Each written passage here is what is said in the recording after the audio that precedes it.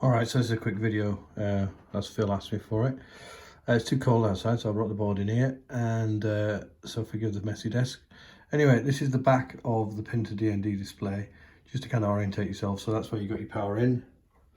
This is where you would connect the ribbon cable from your pinball machine, and you have to know where pin 1 is, and then orientate that the right way around, so we can talk about that a bit more if you need to. And then basically you've got 4 buttons up here, up at the top. As you can see, the label button 1, button 2, reset and DFU.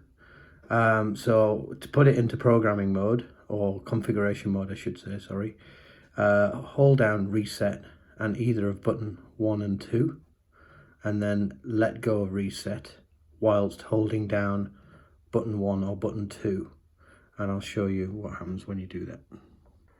Alright, try to do this with one hand filming and one hand on the display. So I'm currently holding down reset.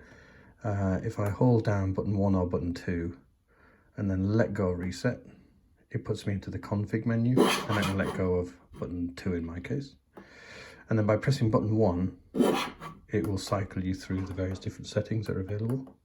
And that only goes one way, and then when it gets to the end, which is exit, it starts again. So you basically keep going.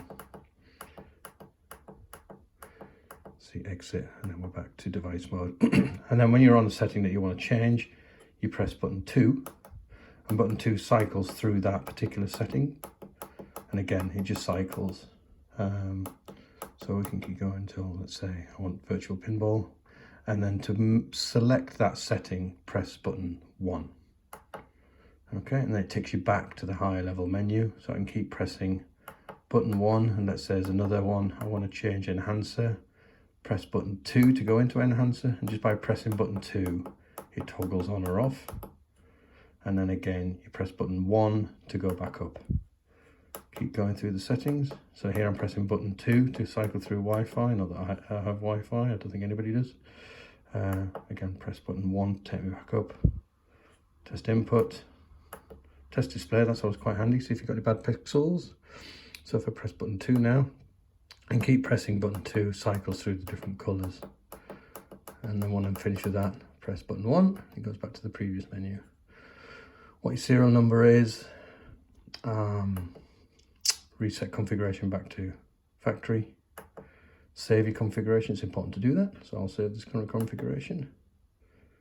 And then once you do save, actually it does reboot it. As you can see, I'm not on the latest firmware, but it's pretty much the same, it hasn't changed.